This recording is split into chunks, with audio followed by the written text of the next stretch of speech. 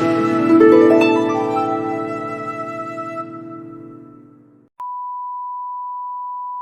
के वीडियो में हम बात करेंगे भारतीय संविधान के आर्टिकल 33, 34 और 35 की। आज के वीडियो में अंत तक बने रहना। आज का वीडियो आपके लिए बहुत उपयोगी होने वाला है। अगर आपको हमारे वीडियो पसंद आते हैं तो वीडियो को लाइक और शेयर कीजिए और हमारी चैनल कश्यप व्यास ऑफिशियल को सब्सक्राइब कर लीजिए ताकि हमें दूसरे वीडियो बनाने के लिए मोटिवेशन मिल सके। और आपको अगर हमारी चैनल अच्छी लगती है तो कमेंट करके जरूर बताइए। तो आज का वीडियो शुरू करते हैं। भारतीय संविधान के आर्टिकल 33 के तहत भारतीय संविधान के चैप्टर 4 में बताए गए अधिकार में सुधार करने की संसद की सत्ता की बात की गई है। यहाँ पर हमें मूल रूप से 4 बातों को समझना है। पहला, सशस्त्र बलों के सदस्य। दूसरा, एक निकाय के सदस्य जिनका कर्तव्य सार्वजनिक व्यवस्था बनाए रखना है। तीसरा, सूचना या प्रतिसूचना के प्रयोजनों के लिए स्थापित किया गया ब्यूरो या अन्य संगठन के संचालन में लगे व्यक्ति। चौथा, एक ब्यूरो या संगठन के प्रयोजनों के लिए स्थापित किए गए एक संदेशा सेवा के संचालन में लगे व्यक्ति के लिए, यानी कि इन 4 लोगों के लिए भारत की लोकसभा और राज्यसभा में कानून पारित करके एक लिमिट तक कानून में सुधार किया जा सकता है।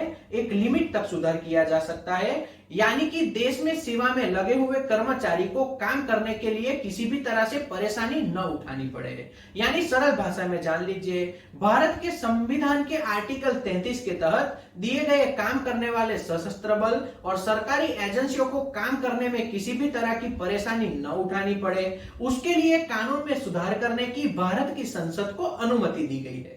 इससे आगे हम भारतीय संविधान का आर्टिकल 34 समझते हैं।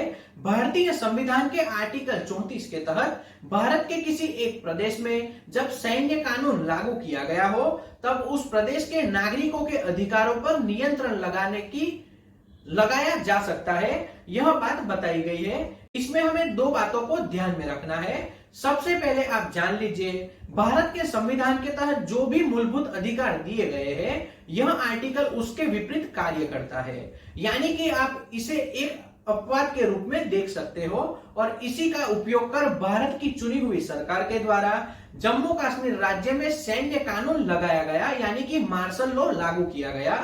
तो एक तरीके से देखें तो यह अच्छा कानून है, लेकिन यह कानून भारत के नागरिकों के अधिकारों का हनन करता है। तो इस तरह से देखें तो इसे अपवाद मान सकते हैं। तो इस आर्टिकल के तहत बताई गई 2 बातों को हम समझ लेते हैं। पहला, एक व्यक्ति को भारत के उस क्षेत्र में जहां मार्शल लॉ लागू है, यानी कि सैन्य कानून लागू है, ऐसी जगह पर व्यवस्था बनाए रखने का और बहाल करने के संबंध में उसके द्वारा किए गए कार्य के लिए क्षमा किया जा सकता है। यानी कि किसी एक प्रदेश में कोई कार्य करने के लिए मार्शल लॉ लगाया गया है, ऐसे में किसी के बहकावे में आकर वहां पर नागरिक होते हैं, उनके द्वारा विरोध किया जाता है। ऐसे में उन्हें अरेस्ट किया जाता है और उनके ऊपर गुनाह रजिस्टर किया जाता है।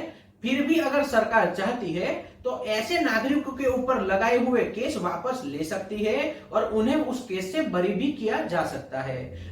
दूसरा, ऐसे क्षेत्र जहां पर सैन्य कानून के तहत गुनाह रजिस्टर किया गया है या फिर जुर्माना लगाया गया है, ऐसे में अगर सरकार को लगता है किसी व्यक्ति को बरी किया जाए, यानी कि अपराध करने वाले को जेल के पीछे धकेला जाए या फिर उसे जेल में दिया जाए या जुर्माना वसूला जाए, तो इस आर्टिकल के तहत सरकार के द्वारा यह निर्णय लिया जा सकता है, यानी कि किसी को भी जेल के पीछे धकेला जा सकता है।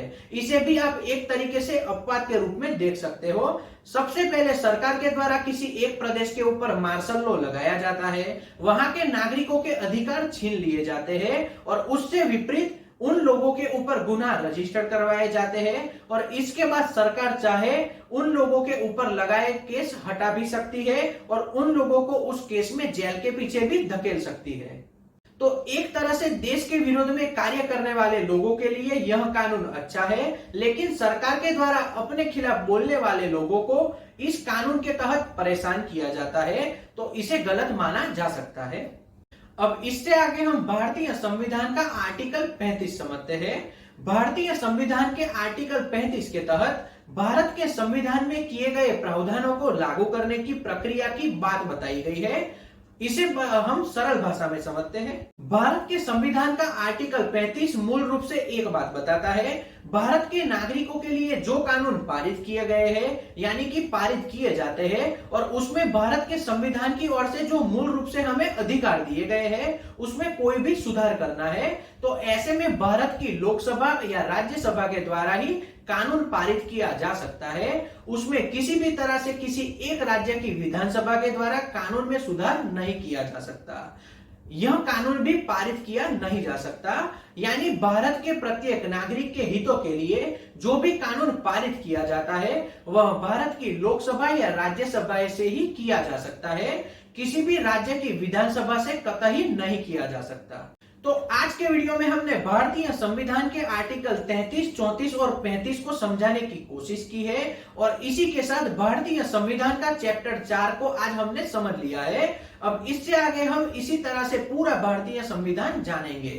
तो आपको अगर हमारे वीडियो पसंद आते हैं तो कमेंट में अपनी राय जरूर दीजिए ताकि हमें दूसरे वीडियो बनाने के लिए मोटिवेशन मिल सके और हमारे वीडियो को लाइक और शेयर कीजिए और हमारी चैनल कश्यप व्यास ऑफिशियल को सब्सक्राइब कीजिए। जय हिंद।